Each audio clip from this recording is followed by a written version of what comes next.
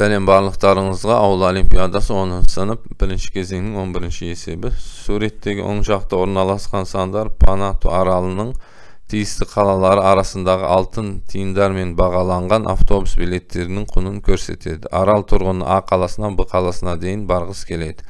Ол билеттерге ең аз дегенде қанша ақша жұмсау керек? Адан Б-ға дейін бару керек екен. Жол қысқа болмаса да көп жерлерден өтсе де, бірақ ең арзанын таңдауымыз қажет екен.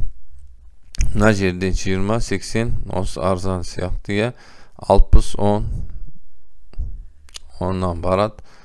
Енді 70-тен барғанша мына жерден 30, 20-дан барса сол арзан болады екен. 30, 20 қоссақ 50 болды, ал бұлай барғанда 60 болады. 60 әрбір 60 болады екен, мына жер. Жоқ, мынаны қосқанда 60 болады екен, Мынау 50, мынау 60, мына нүктеге келу.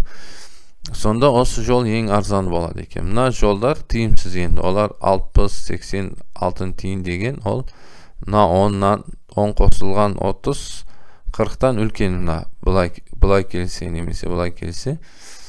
Бұлай келгенмен бұлай келген тең екен, бірақ бұлай келсе арзан болады екен. 20 10, 30, 20, 10. 3 рет 30 болды да сонда. 90 болады екен. Сонымен мына есеп шықты. Сау болыңыздар.